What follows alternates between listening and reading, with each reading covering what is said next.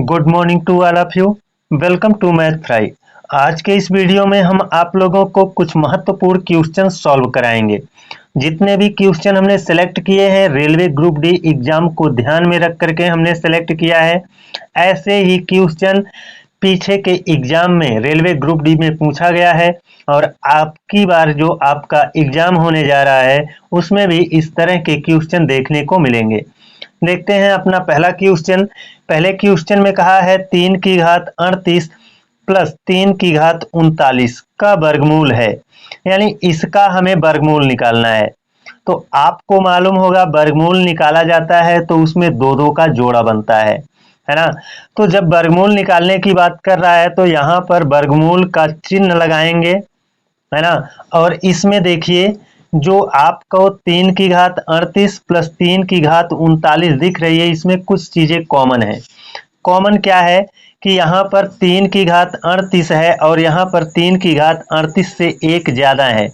कुल मिला जुला कर हम कह सकते हैं कि इसमें भी 3 की घात 38 है, इसमें भी 3 की घात 38 है। जब हम 3 की घात 38 अगर कॉमन ले लेते हैं, 3 की घात 38 कॉमन ले लिए तो यहाँ से 3 की घात 38 निकल गया तो बचा क्या 1, और यहाँ से 3 की घात 38 निकलेगा तो बचेगा कितना 3 की घात 1। 3 की घात 1 का मतलब 3 होगा और इसके ऊपर आप वर्गमूल का चिन्ह लगाएंगे। तो अब देखिए जब हम वर्गमूल निकालते हैं तो दो दो का जोड़ा बनाते हैं। यहाँ 3 कितनी बार है 38 बार। अगर 3 38 बार लिखा गया है तो इसमें कितना जोड़ा बनेगा 19 जोड़ा बनेगा। 3 की घात 19 हो जाएगा, है ना। और गुणे कितना होगा, देखिए ब्रैकेट में 1 धन 3 है तो हो जाएगा 4। 4 का वर्गमूल क्या हो जाएगा 2। तो कुल मिलाकर के 2 गुणे 3 की घात 19 ये हमारा क्या हो गया सॉल्यूशन हो गया, यानी इसका वर्गमूल आएगा 2 गुणे 3 की घात 19। अगर ऑप्शन की बात करें तो ऑप्शन सी में आपको दिख रहा होगा। ये देखिए अपना दूसरा क्वेश्चन है, बड़े ही ध्यान से इसको समझ लीजिए। इसमें आपको ये जो संख्याएं दी गई हैं अंडर रूट में दी गई हैं, कहा है सबसे बड़ी संख्या कौन सी है। तो देखिए दोस्तों यहाँ पर अंडर रूट 7 माइनस अंडर रूट 5 है, ये एक संख्या है। और फिर अंडर रूट 5 माइनस अंडर रूट 3 है, ये दूसरी संख्या है। अंडर रूट 9 माइनस अंडर रूट 7 है, ये तीसरी संख्या है। अंडर रूट 11 माइनस अंडर रूट 9 है, ये तुम्हारा चौथी संख्या है। में सबसे बड़ी कौन है। तो दोस्तों आपको एक चीज ध्यान में रखना है कि जब अंडर रूट में संख्याएं हैं और वो माइनस में है तो देखिए इनका अंतर क्या है। यहाँ पर 7 और 5 में अंतर कितने का है 2 का है ना। और यहाँ पर 5 और 3 में अंतर कितने का है 2 का है। यहाँ 9 और 7 में अंतर कितने का है 2 का है। और 11 और 9 में अंतर कितने का है 2 का है। यानी सभी जगह अंतर समान है। जब माइनस में हो और सब जगह अंतर समान हो तो जहां पर आपको बड़ा दिखे वह छोटा है और जहां छोटा दिखे वो क्या है बड़ा है। तो देखिए सब जगह अंतर समान है ना। सब जगह अंतर क्या है समान है और माइनस के रूप में है तो जहां बड़ा दिख रहा है वो क्या होगा छोटा होगा। तो देख लीजिए सबसे बड़ा कहां दिख रहा है, यहाँ 11 माइनस अंडर रूट 9 है ना। 11 से ज्यादा कहीं है क्या, नहीं है। तो 11 सबसे बड़ा दिख रहा है तो जो सबसे बड़ा दिखे वही सबसे छोटा भिन्न हो, वही सबसे छोटा संख्या होगा। और जो सबसे छोटा दिख रहा हो वो क्या है बड़ा है। तो इसमें देखिए सबसे छोटा कौन है 9, यहाँ 5, यहाँ 7, तो सबसे छोटा आपको 5 दिख रहा है। 5 माइनस अंडर रूट 3 है ना। तो ये जब सबसे छोटा दिख रहा है तो ये क्या है बड़ा बड़ा है, ये क्या है बड़ा व्यंजक होगा। तो आपसे कहा है सबसे बड़ी संख्या कौन है, तो सबसे बड़ी संख्या कौन सी है अंडर रूट 5 माइनस अंडर रूट 3। ये आपका ऑप्शन बी में देखने को मिल रहा है। अगर आपसे ये कहा होता कि सबसे छोटी संख्या कौन है तो सबसे छोटी संख्या वही होगी जहां पर सबसे बड़ा दिख रहा होगा। तो सबसे बड़ा यहां दिख रहा था तो अंडर रूट 11 माइनस अंडर रूट 9 ये तुम्हारा सबसे छोटा व्यंजक होता। चलते हैं तीसरे क्वेश्चन पर। ये देखिए तीसरा क्वेश्चन है, दूसरे में जो चीज थी वही चीज इसमें भी है, लेकिन यहाँ पर प्लस के रूप में है। यहाँ पर क्या है, प्लस के रूप में है। वहां अंतर सब जगह समान आ रहा था, यहाँ पर योग सब जगह समान आएगा, है ना। यहाँ योग सब जगह कैसा होगा, समान होगा। अब देखिए यहाँ 8 5 13, दोनों जुड़कर कितना है 13, 7 और 6 कितना होगा, ये भी होगा 13, 10 और 3 कितना होगा, ये भी होगा 13, है ना। 11 और 2 कितना होगा, ये भी होगा 13। यानी यहाँ पर आपको योग बराबर सबका दिख रहा है ना। सब जगह जुड़ करके कितना है, 13 है। वहां अंतर सब जगह समान था, यहाँ पर योगफल सब जगह क्या है, समान है।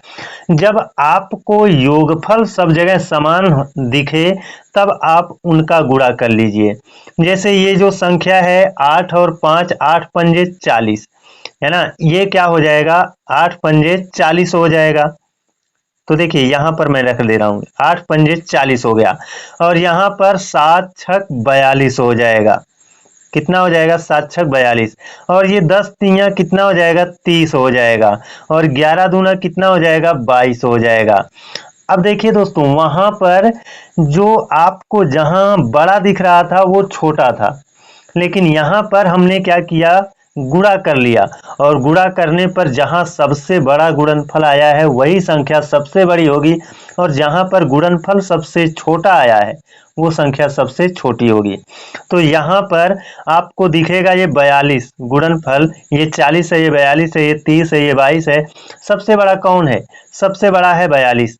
तो आपका सबसे बड़ा व्यंजक कौन होगा, √7 प्लस √6। लेकिन इसमें पूछा है सबसे छोटी संख्या कौन सी है। तो सबसे छोटी संख्या देखिए, छोटा गुणनफल कहाँ है, यहाँ पर है, 22 सबसे छोटा है। 40 42 30 और 22 में सबसे छोटा 22 है। अतः सबसे छोटी संख्या कौन सी होगी, √11 प्लस √2। √11 प्लस √2 आपको ऑप्शन डी में देखने को मिल रहा है। दोस्तों, दोनों क्वेश्चन को बड़े ही ध्यान से और बड़े ही अच्छे से समझ लीजिए। यहाँ से क्वेश्चन बनेगा, निश्चित तौर पर यहाँ से क्वेश्चन बनते हैं। चलते हैं अपने अगले क्वेश्चन पर। ये देखिए अपना चौथा क्वेश्चन है। इसमें कहा है √0.5 के मान का पता लगाएं। इसका मतलब ये है कि हमको 0.5 का वर्गमूल निकालना है। अब देखिए, पहले तो हम क्या करेंगे, इसका दशमलव हटाएंगे। तो दशमलव हटाएंगे तो 5 बटे क्या हो जाएगा, 10 हो जाएगा। 5 बटे 10 होगा। अब इसका वर्गमूल निकालना है। तो देखो दोस्तों, यहाँ पर अगर हम एक जीरो बढ़ा देते हैं नीचे, तो ऊपर भी एक जीरो बढ़ा देंगे तो कोई फर्क नहीं पड़ेगा, कोई फर्क नहीं पड़ेगा। अब नीचे वाले का सीधा सीधा वर्गमूल निकल जाएगा, कितना आएगा, 10 आएगा। लेकिन ऊपर वाली जो संख्या है 50, इसका सीधा सीधा वर्गमूल नहीं आएगा, दशमलव में आएगा, है ना। और जब कोई संख्या ऐसी हो जिसका वर्गमूल दशमलव में आता हो, तो उस संख्या का वर्गमूल निकालने का जो नियम है ना, जो शॉर्टकट है, उस चीज को मैं बताने जा रहा हूं। 50 का वर्गमूल आएगा किस में, दशमलव में। तो कैसे निकालेंगे, आसानी से। तो 50 को 2 भागों में तोड़ लीजिए, है ना। पहला भाग ऐसा हो कि उसका सीधा सीधा वर्गमूल निकले, और जो बच जाए उसको दूसरा भाग बना लीजिए। तो देखिए 50 के करीब में एक संख्या है जिसका सीधा सीधा वर्गमूल निकलता है, वो कौन है, 49। तो इसको 49 प्लस 1 में तोड़ेंगे। 49 इसलिए किया ताकि 49 का सीधा सीधा वर्गमूल आ जाए। जब 49 का सीधा सीधा वर्गमूल आएगा तो कितना आएगा, 7। कितना आएगा, 7 आएगा। अब देखिए, जो 49 का जो वर्गमूल 7 आया है, इसका डबल कर लीजिए, 7 दूना 14, 14 से इसमें भाग दे दीजिए, यानी 1/14 हो गया है। अब आपको 14 से भाग देना है। तो देखिए 1 में 14 से भाग लगेगा नहीं, तो यहाँ दशमलव बढ़ा लो। अब यहाँ पर क्या हो जाएगा, 0 हो जाएगा। तो ये हो गया 10, 10 में 14 से भाग लगाएंगे तब भी नहीं लगेगा, तो यहाँ 0 बढ़ाओ, फिर यहाँ भी 0 बढ़ाना पड़ेगा। भाग की प्रक्रिया में तो यही करते हैं ना।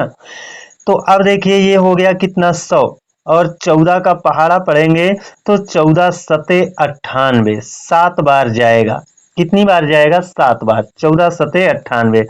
अब देखिए 50 का जो वर्गमूल आया वो कितना? 7.07। तो 50 का वर्गमूल है 7.07, लेकिन इसके बटे में क्या था? 100। 100 का वर्गमूल क्या होगा? 10 होगा। 100 का वर्गमूल जब 10 होगा तो 10 जब हटेगा, 10 में कितना जीरो? 1। ये 1 जीरो हटेगा, यानी 10 हटेगा तो ये दशमलव आगे खिसक आएगा, यहाँ आ जाएगा। तो जब दशमलव यहाँ से यहाँ आ जाएगा तो हो जाएगा 0.707। 0.707 इसका क्या हो जाएगा? आंसर हो जाएगा, जो कि आपको ऑप्शन ए में देखने को मिल रहा है। ऐसे ही इस टाइप के क्वेश्चन को सॉल्व करेंगे और संक्षेप है, आप अभ्यास कर लो, आसानी से ऐसे क्वेश्चन लगेंगे। आज के लिए इतना ही। हमारा वीडियो कैसा रहा, हमारा समझाने का तरीका कैसा रहा, कमेंट करके जरूर बताना।